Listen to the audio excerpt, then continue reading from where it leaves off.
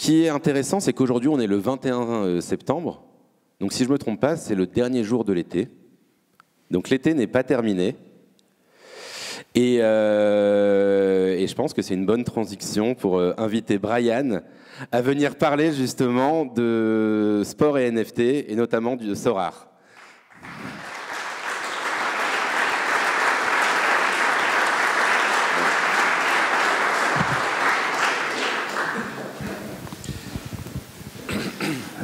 Un, deux. Ça marche ? Ça marche. Je crois que ça marche. Vous m'entendez ? Ouais, c'est bon. Super. Bah, merci Brian d'être là. C'est super d'avoir pris le temps aujourd'hui de venir nous parler. On sait que c'est une journée énorme pour vous. Je pense qu'on peut les applaudir parce que ce qu'ils ont fait, c'est hors du commun. C'est gentil, merci. Alors peut-être que pour remettre un peu de contexte et expliquer un peu aux gens, peut-être est-ce que tu pourrais te présenter rapidement toi déjà ? Ouais. Alors pour la petite histoire, c'est marrant parce que c'est le premier meet-up que je fais depuis le Covid. Et à l'époque, en 2019, en 2018, j'ai rencontré Nicolas de Sorare parce qu'il voulait organiser un meet-up à la maison du Bitcoin où je travaillais. Et c'est moi qui gérais les meet-up là-bas. Et donc avec lui, on a organisé en fait les premiers meet-up sur les NFT, je pense en France, à Paris, qui s'appelait Crypto Goods à l'époque. Et je pense qu'il y avait 10 personnes dans la salle. Je reconnais quelques personnes qui devaient être là déjà. Mais bon, ça a bien changé. Donc voilà, en 2018, les Crypto Goods, ça n'intéressait pas grand monde. Et à l'époque, il y avait dans la salle Dapper, qui présentait CryptoKitties. Il y avait Non-Fungible et Gauthier qui présentaient le début de nonfungible.com. Et puis il y avait Sorare, et puis il y avait aussi quelqu'un de chez Decentraland. Donc voilà, c'était que des projets OG, hein, mais pas grand monde. Donc c'est quand même super chouette de voir tout ça. Voilà, pardon, j'ai fait un petit aparté. Moi, donc c'est Brian, je suis dans la crypto depuis 2017. J'ai rejoint, je vois Jean-Michel qui est là, il m'a interviewé chez Ledger à l'époque, qui se séparait de CoinHouse, ou la maison du Bitcoin. Donc j'ai rejoint comme ça parce que je suis tombé dans la crypto à partir de 2014 à peu près, et puis en 2016, 2017, je lisais trop sur le sujet, donc je me suis dit il faut que je travaille là-dedans, et puis j'ai voulu travailler dedans, mais il n'y avait pas encore beaucoup de portes ouvertes, et donc j'ai essayé de faire un petit peu mon truc, j'ai lancé un podcast, je parlais à du monde, et de fil en aiguille je suis rentré dedans, et puis après j'étais à la maison du Bitcoin, CoinHouse, et j'étais un peu le CMO plus ou moins, et j'organisais plein de meet-ups, donc je rencontrais pas mal de monde à l'époque. Et voilà, et en fait de fil en aiguille, j'ai rejoint Sorare parce que je comprenais pas les NFT en fait début 2018, et quand j'ai rencontré Nicolas Julia, le fondateur, qui m'a pitché Sorare pour la première fois, j'ai compris en quoi ça pouvait être incroyable.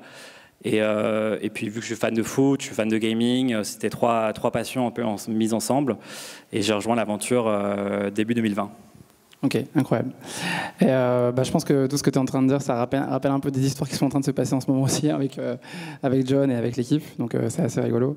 Et peut-être aussi juste quelque chose d'assez simple, mais est-ce que tu pourrais peut-être donner une petite présentation de Sorare pour que, j'imagine que la grande majorité ici connaît Sorare, mais je pense que c'est toujours intéressant de pouvoir en démocratiser encore un peu plus.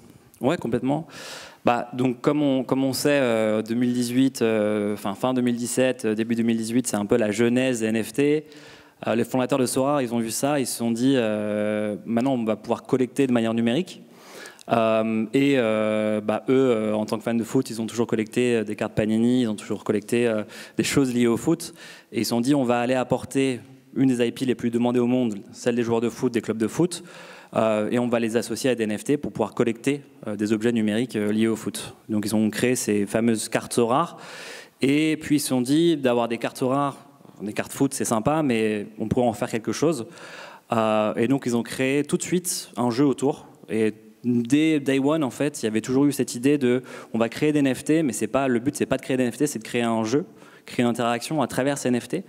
Donc d'une certaine manière, les NFT c'est un moyen technique plus qu'une finalité en soi. Et du coup, le jeu qu'ils ont créé, c'est un jeu de fantasy football qui est assez connu en France sous le nom de Mon Petit Gazon, en Angleterre sous Fantasy Premier League. Et le jeu de fantasy football, donc c'est un jeu de fantasy football où on va pouvoir manager des joueurs de foot sous forme de cartes NFT. En fonction de la performance de ces joueurs, on va pouvoir avoir des scores sur chacun de ces joueurs et donc de son équipe qu'on a mis en place ce week-end. Et en fonction de la performance de son équipe, on va pouvoir être classé et recevoir des récompenses, soit sous forme de cartes, soit sous forme d'Ether, soit sous forme d'expériences un peu incroyables, du type un week-end tout payé pour la Barcelone, rencontrer Gérard Piqué, etc. Et voilà. Et donc ces cartes, ce sont des tokens ERC721 sur Ethereum. Depuis le début, le projet est basé sur Ethereum. Et voilà. Et après, du coup, c'est assez exceptionnel parce que forcément, c'est des NFT de gaming. On peut les acheter et vendre sur Sorare, les acheter et vendre sur toute plateforme de NFT. On peut les utiliser dans d'autres jeux. Ubisoft a construit un jeu sur Sorare qui s'appelle One Shot League, qui est sorti il y a 6 mois. Et donc la vision ultime, en fait, c'est de créer une plateforme de jeux autour des cartes Sorare. Donc vraiment, au lieu d'être game-centric, on est asset-centric. Donc les cartes, c'est l'asset qui peut être utilisable dans plein de différents jeux. Ok, incroyable. Je pense que vous avez vraiment, je pense, montré la voie à beaucoup de personnes qui sont désormais qui commencent à entreprendre dans l'écosystème. Je pense qu'on en fait partie absolument, vu avec l'équipe, tu vois. Donc c'est vraiment ultra inspirant ce que vous avez fait.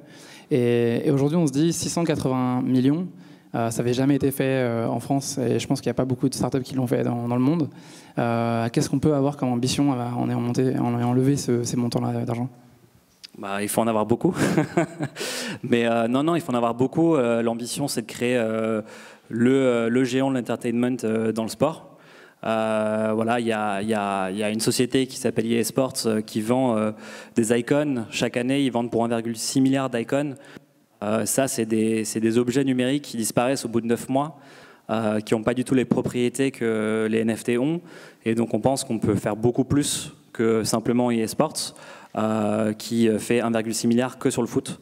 Donc voilà. Donc je pense que l'ambition, c'est de créer l'EA Sports plus ou moins dans le monde NFT sur le foot, mais sur tous les sports. Et c'est chouette de voir qu'on a réussi à lever ce montant-là depuis la France et d'essayer de développer cette vision depuis Paris. Alors ça du coup, c'est un vrai sujet aussi. Mais donc du coup, ce que tu dis là, c'est que Sorare aura vocation à s'agrandir et ne pas être que sur le foot, du coup, et à s'agrandir sur d'autres types de jeux, alors. Ouais, on pense que le foot, ça sera sûrement 80% des revenus, donc ça reste le plus gros sport. Après, on ne peut pas passer à côté de la NBA, de la NFL, d'autres sports US. On n'a pas encore une équipe aux US, mais on est en train de la construire. Et on aura vocation à aller sur ces sports US et potentiellement d'autres sports. Et puis de continuer à développer le foot très grandement, de faire en sorte qu'il y ait plein d'expériences autour des cartes, pas seulement d'autres jeux de fantasy. Et on a déjà plein d'idées sur plein d'autres jeux, donc c'est chouette. Et en fait, on a surtout la chance d'avoir une communauté extrêmement engagée. Et puis c'est une communauté qui est passionnée par les NFT, mais aussi par les joueurs de foot, par ce jeu qui est très différent que ce qui existe aujourd'hui. Et donc ils sont en train de construire plein de jeux, et ça, je pense que c'est la chose la plus chouette en tant qu'entrepreneur, ce qui n'est pas mon cas, hein. Je suis un membre de l'équipe, mais en tant que membre de l'équipe, de voir toutes ces personnes qui développent et qui sont en train de construire l'expérience Sorare. Ok. Et tu disais quelque chose de super intéressant aussi juste avant. Tu disais de l'avoir fait depuis la France. Ça a été un choix, j'imagine, assez fort de la part de l'équipe fondatrice de vouloir rester en France, malgré le fait que l'écosystème en termes de réglementation, etc., est peut-être pas complètement défini aujourd'hui. Est-ce que du coup, ça a été un vrai sujet, ça, auprès de l'équipe au début ? Je pense pas. Je pense qu'en fait l'équipe est française, et donc voilà, c'est ce qui est chouette. Je pense, c'est qu'on n'a pas besoin d'être à SF ou d'être à New York pour développer des choses innovantes, techniques, etc. On a du talent ici, on a des idées ici, et voilà, on a à cœur, en tout cas, et les fondateurs ont à cœur de montrer que c'est possible. Et ce qui est top avec Sorare, avec Ledger, c'est que maintenant on a deux boîtes dans les top 3 des boîtes les plus valorisées en France qui viennent de l'écosystème de la blockchain, dont des boîtes qui n'existaient pas il y a 3 ans pour Sorare, il y a 6 ans pour Ledger. Donc voilà, je veux dire, c'est vraiment chouette d'avoir le spotlight de la French Tech sur la blockchain, et j'espère que ça va continuer et que plein de gens ici vont continuer à prendre la relève, dont vous. Trop cool. Et j'ai vu aussi récemment que vous avez commencé à agrandir aussi votre base d'utilisateurs au travers notamment de de la release donc des versions de cartes par 1000. Donc peut-être que tu pourrais expliquer un peu peut-être vos mécanismes de rareté, comment vous avez un peu fait pour agrandir la base d'utilisateurs que vous avez peut-être éventuellement. Ouais, en fait, on a toujours eu cette concentration sur la rareté des cartes et en se disant, voilà, dans le monde des collectibles, dans les années 80, il y a eu une surproduction en fait de cartes. Et à l'époque, c'était une industrie qui marchait très bien. Et elle a arrêté de bien marcher parce qu'on n'avait pas de transparence, on ne savait pas combien de cartes étaient vendues. Et il y a eu beaucoup trop de cartes vendues. L'avantage de la blockchain et des NFT, c'est qu'on peut savoir exactement combien de cartes sont vendues, de collectibles sont vendues. Et il y a ce fameux standard des 10 000. Nous, le standard, il est assez simple. C'est 1, 10, 100, 1000. Potentiellement 10 000 un jour, 100 000, je ne sais pas, on verra bien. Mais voilà, ça sera toujours comme ça et c'est quelque chose qui est inscrit dans les contrats. En février dernier, on a eu une énorme croissance, énormément d'utilisateurs en plus, notamment quand on a annoncé la levée de fonds de la série A. Et du coup, très vite, on s'est rendu compte que les prix étaient un peu inaccessibles parce qu'on n'avait pas assez de cartes par rapport à la demande. Et c'est ce fameux problème de l'offre et de la demande. Donc, on a dû trouver une solution. Et la solution, c'était de vendre une série de cartes en plus, qui est les cartes limited. Voilà. Mais donc, sur un Lionel Messi, il n'y aura jamais plus de 1111 cartes par saison de Lionel Messi. Donc, on est sur quand même des cartes qui sont très, très rares. Et ça attise les convoitises de plus en plus de personnes. Donc, forcément, il y a une pression à la hausse un peu sur ces prix-là. Ok. Et donc aujourd'hui, j'ai vu aussi que vous continuez aussi à vendre aussi sur le marché des cartes très rares, des anciennes cartes. Donc ça, c'est des choses que vous continuez à alimenter finalement de manière constante pour continuer aussi à permettre d'entrer des nouvelles personnes dans les anciennes séries. Alors les anciennes séries, en fait sur Sora, il y a deux marchés. Il y a le marché des nouvelles cartes. Donc on vend des nouvelles cartes tous les jours. Toutes les secondes, enfin toutes les 10 secondes en l'occurrence. Et il y a le marché secondaire. Donc le marché secondaire, typiquement, c'est j'ai acheté une carte il y a 2 ans. Et cette carte, je peux en faire ce que je veux. Je peux la jouer dans le jeu. Je peux la revendre sur Sora, la revendre sur OpenSea, l'envoyer sur un wallet, enfin faire ce que je veux. Et donc il y a aussi cette notion de carte OG, puisqu'on a commencé à minter des cartes en mars 2019. Donc voilà, ces cartes-là ont un design différent. Il y en a moins.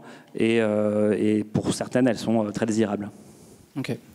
Et typiquement aussi, donc quand on voit, tu vois, ce jeu qui est Sora aujourd'hui avec les cartes comme vous les avez fait, forcément, je pense qu'il y a des joueurs de FIFA dans la salle, et on se pose la question quand tu parles de sport, est-ce que un jour, demain, Sora aura vocation à aller plus loin dans le gaming, dans le sens de créer probablement un jeu de foot de simulation C'est pas l'heure du jour parce que c'est un gros pari, mais voilà, je sais qu'il y a déjà des projets qui essaient de compete avec eSports sur l'NFT. Je pense que eSports est en train de réfléchir aussi beaucoup au NFT. Mais non, je pense qu'aujourd'hui là sur les cartes, on restera sur quelque chose d'assez simple pour le moment, qui est un jeu plutôt de stratégie. De fantasy, mais il y a plein d'autres game modes possibles autres que le fantasy qui comportent cette notion de carte. Après, il n'est pas impossible qu'on commence à faire des choses un peu plus sur la VR, plus sur ce genre d'aspect. Voilà, on a encore une petite équipe et on y réfléchit.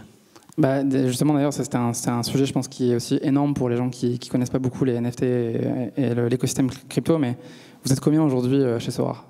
On n'est pas très loin de 30. Ok, donc à 30, vous avez levé 680 millions. Enfin.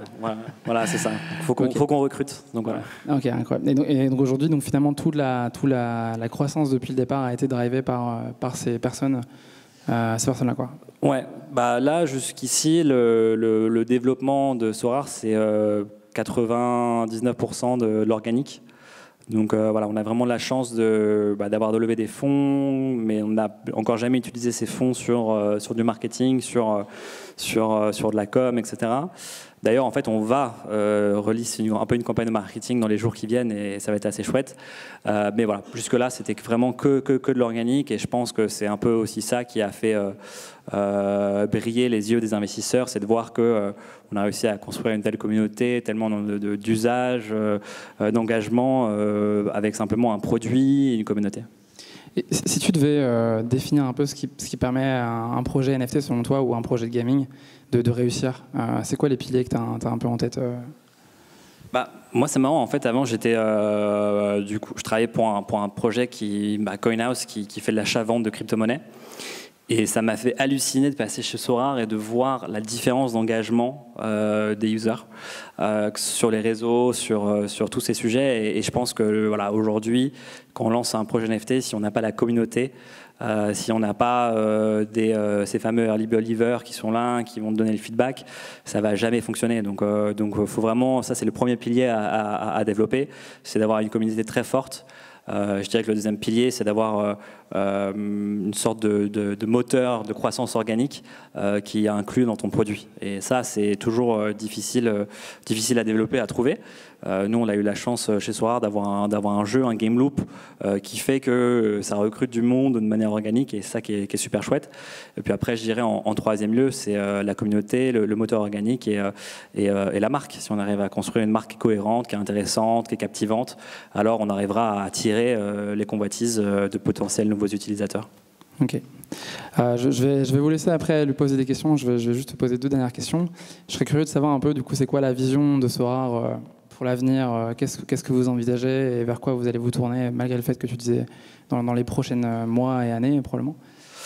Alors à court terme, aujourd'hui on a 180 clubs sous licence, dont tous les plus grands clubs, le Real Madrid, le PSG, Liverpool, etc. Mais on ne les a pas encore tous. Donc de la même manière que sur FIFA, tu as accès à toutes les ligues, tous les clubs, sur Sorare on veut avoir cet accès-là, parce que c'est super important pour les fans.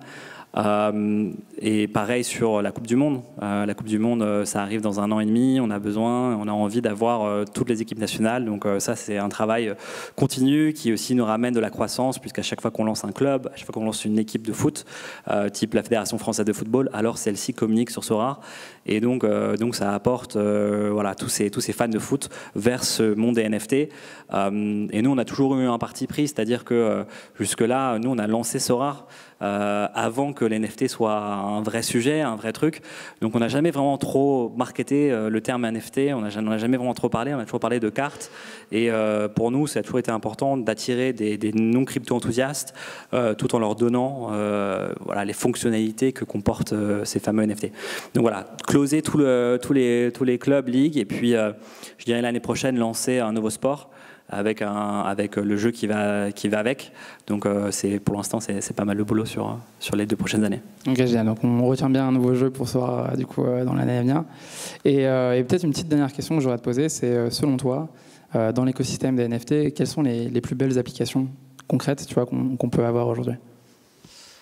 Qui existent déjà, tu veux dire, ou... Ouais, éventuellement, ou des choses, là où tu perçois le plus de potentiel en tout cas pour les NFT.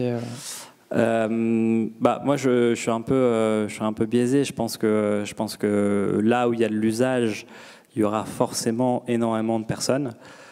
Donc l'exemple d'Axie Infinity est très intéressant, et je pense que le gaming est vraiment une verticale qui va se développer très fort sur l'NFT.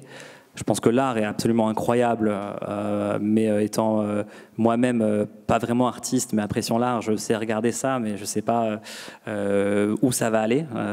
J'ai jamais pu m'imaginer que ça irait aussi loin que cette année. Et puis là où je trouve que c'est très intéressant, c'est le ticketing. Vous faites un ticket NFT pour venir ici, ce qui est super chouette, mais voilà, à terme, avoir toutes les salles de concert qui proposent leurs tickets sous format NFT, les stades de foot, je pense que ça va être vraiment énorme, et le leader sur ce sujet-là aura un boulevard pour faire des choses super intéressantes, expérientielles, et j'ai hâte de voir comment ça va se développer. Trop cool. Merci beaucoup Brian, c'était génial. Merci beaucoup.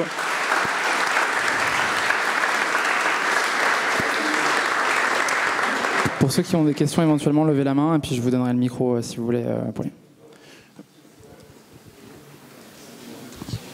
Bonjour, je suis Bruno Fraioli, journaliste, sportbusiness.club. Je ne suis pas du tout dans le milieu, il y a des trucs que je n'ai pas tout compris, mais enfin je pense que j'ai pigé le plus gros. Comment vous regardez aujourd'hui les instances sportives, la FIFA par exemple, qui peut-être a vu des petits jeunes arriver avec des petits jeux électroniques, et qui maintenant, quand on voit 680 millions de dollars de levée, doivent se poser des questions. C'est quoi le rapport aujourd'hui avec ces instances sportives, ces grosses instances sportives ? Pour l'historique, en fait, on a lancé le jeu avec la Ligue belge à l'époque. Il n'y avait pas de jeu, il n'y avait pas de société. Il y avait juste 2 entrepreneurs qui les ont pitchés avec une présentation, une vision, et ils ont réussi à avoir cette licence initiale. Et après, chaque club, chaque ligue en plus, c'était une grosse victoire. Pour donner un exemple, un des premiers gros clubs à nous avoir rejoints, c'était l'Atlético Madrid, ensuite la Juventus. Et donc, avec chaque nouveau club, s'est installée une nouvelle forme de crédibilité par rapport au monde du sport.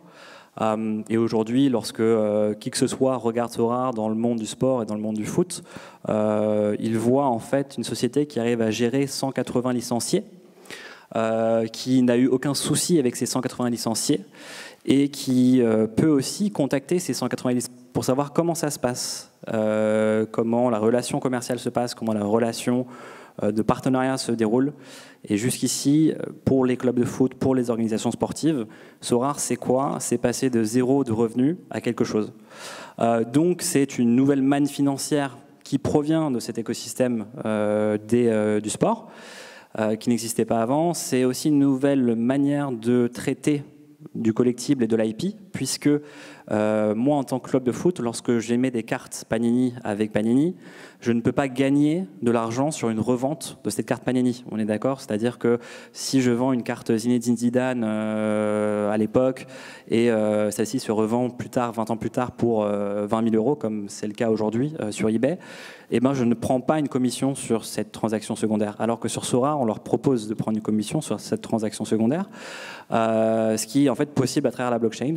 Et enfin, je dirais la troisième chose, c'est aussi cette notion de NFT et de blockchain, veut dire que ces collectifs sont immuables, sont authentifiables, et ça apporte aussi beaucoup de sécurité et de confiance à ces organisations sportives. Donc, pour répondre à votre question de manière un peu plus courte, comment la FIFA, l'UEFA et les autres organisations sportives voient Sorare aujourd'hui? Ils voient ça comme une nouvelle source de revenus, ils voient ça comme une nouvelle source de développement de l'engagement auprès des fans. Et c'est très simple, si on regarde la J-League, la K-League, la Bundesliga autrichienne, lorsque eux, ils mettent en vente des cartes Sorare et ils permettent aux gens de pouvoir jouer avec ces cartes-là, ils créent de nouvelles fanbases, puisque nous avons des users qui ne regardaient pas la Bundesliga avant, qui ne regardaient pas la J-League avant, qui ont commencé à collecter ces cartes, à regarder ces matchs. Et donc, c'est une nouvelle forme de connexion et de développement de leur marque aussi.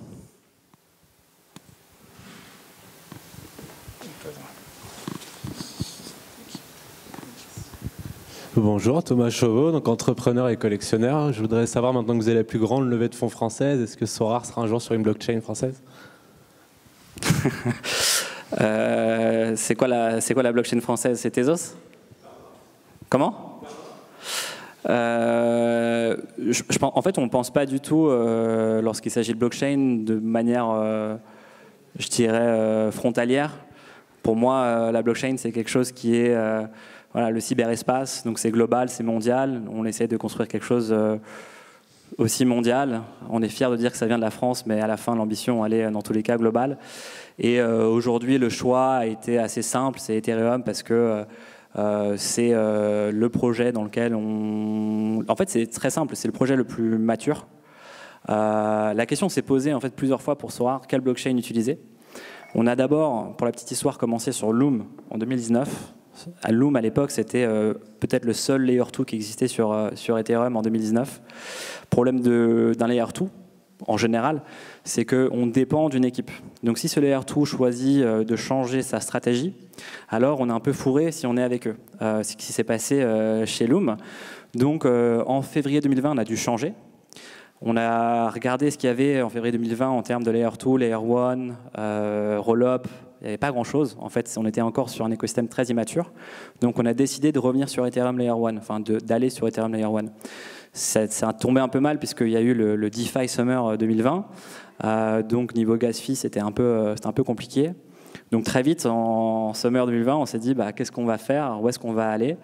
Et on a choisi au final, en parlant à tous les projets, toute la Layer 1 qui existe, tous les Layer 2 qui existent, vraiment de manière agnostique, on a choisi d'aller sur une techno de roll-up, notamment de Ziki Rollup, parce qu'on considère que sur des contrats qui n'ont pas besoin d'être EVM compatibles, c'est ce qui va scaler le mieux à terme.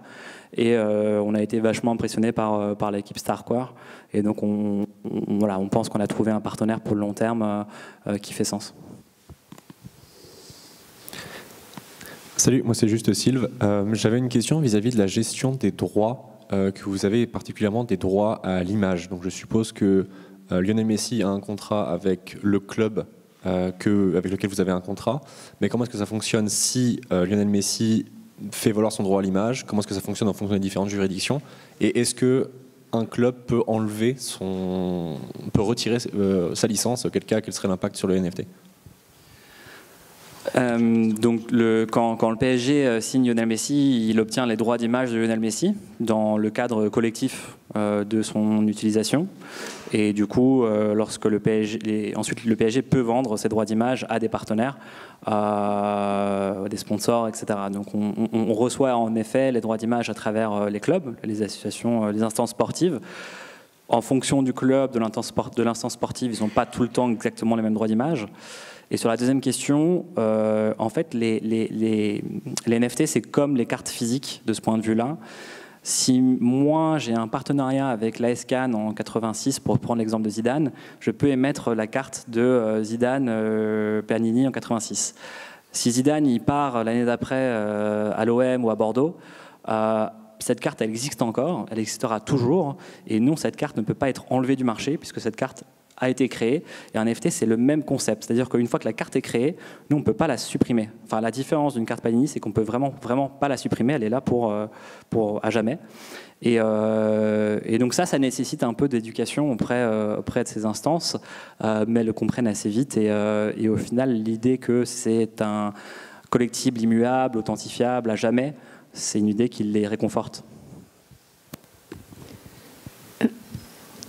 Bonsoir, je suis journaliste à Challenge, je connais rien au foot, j'ai quelques idées sur la blockchain, dont un des principes est la transparence. Donc je voulais savoir si vous donniez le montant des droits club par club, est-ce que c'est, vous avez 180 licenciés, est-ce que c'est 180 contrats différents, est-ce que c'est forfaitaire ou est-ce qu'il y a des clés de répartition selon la valeur que prend chacune de vos cartes. Voilà. Nous, donc chez Sorare, effectivement, la transparence c'est quelque chose de très important aussi. Tout est inscrit sur la blockchain, donc tout est visible. Les volumes, les nombres de transactions, le nombre de users. Donc vous pouvez trouver toutes ces informations. Sur les contrats, je ne peux pas vraiment divulguer ces informations par rapport au club, puisque ce sont des informations confidentielles qu'on doit garder confidentielles par rapport à eux. Mais le modèle est assez simple. Dans le monde du sport, on parle souvent de sorte de minimum garantie, plus un revenu cher. Donc voilà, il faut avoir un minimum garantie payé au club, et puis on partage une partie des revenus qu'on génère pour chaque club en fonction des ventes de cartes de ce club-là. Et la fourchette de cette répartition des revenus? Je peux pas donner de fourchette. Une fourchette. Ça dépend du club, ça dépend de la ligue. En l'occurrence, on n'a pas 180 contrats, puisqu'on a des contrats ligue. Donc sur la Pro League, sur la Liga, c'est un contrat avec la ligue qui nous donne les droits pour tous les clubs. Et le minimum garanti, ça tourne autour de quoi? Ça dépend du club. Ça ne sera pas la même chose pour le PSG que pour Strasbourg. Donc c'est pas super transparent? Ça, malheureusement, vous pouvez appeler le PSG si vous voulez.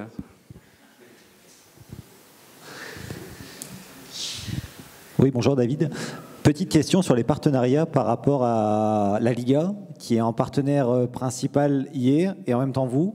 Quelles sont vos relations avec EA, puisque moi j'avais compris que EA était en partenaire exclusif finalement avec la Liga. Les relations avec EA, elles sont bonnes. La Liga a deux partenaires. Elle a un partenaire sur la notion de jeux vidéo dans le foot, qui est EA, et puis elle a un partenaire NFT qui est Sorare. Okay. Donc ils ont séparé ces deux notions-là. Et pour revenir à la question, les clubs de foot et les organisations sportives en général ont créé un peu une nouvelle catégorie, qui est la catégorie NFT, qui est en train de s'établir pour tous les IP providers, que ce soit dans le sport, que ce soit dans l'art, que ce soit dans la musique. Voilà. On va prendre une dernière question avant de passer à la suite. Top.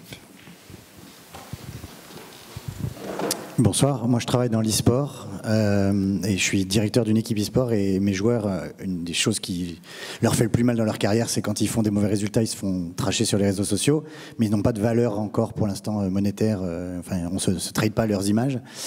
J'imagine que les footballeurs par contre, quand ils ont des mauvais résultats, ça doit être assez difficile pour eux de subir la fureur des fans qui avaient acheté la carte et qui a dévalorisé dans la nuit parce qu'ils ont fait un tacle, ils ont pris un carton rouge ou ce genre de choses. Est-ce que vous gérez quelque chose par rapport à ça? Est-ce que vous gérez avec les joueurs directement? Parce que j'imagine qu'au début, quand vous avez créé votre société, vous ne saviez pas où vous seriez aujourd'hui.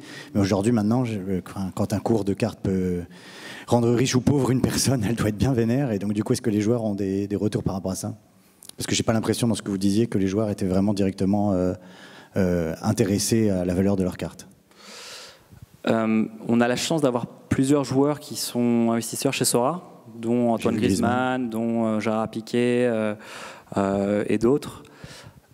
On est en discussion très fréquente avec eux et on n'a pas eu ce genre de retour de leur part. Je dirais que les critiques un peu sur les joueurs proviennent souvent d'un milieu qui est le milieu du gambling, parce qu'on perd de l'argent. Voilà. Moi, je mets 100 € sur un match et en fonction de la performance de l'équipe de joueurs, je peux perdre de l'argent. Quand j'achète une carte Sorare, c'est comme quand j'achète une carte Panini. Je crée en fait une connexion entre moi et ce joueur, et que ce joueur soit mauvais ou bon, au final, j'ai cette connexion qui est pour le long terme. Après, il peut y avoir effectivement une espérance de gain ou de perte, mais à la base, c'est un collectible. Donc, il n'y a pas du tout cette ambivalence et cette complexité qu'il peut y avoir, je dirais, dans le gambling. Ok, bon, j'espère que ça continuera comme ça. J'espère aussi. Merci Brian, c'était super, merci beaucoup. Merci à tous.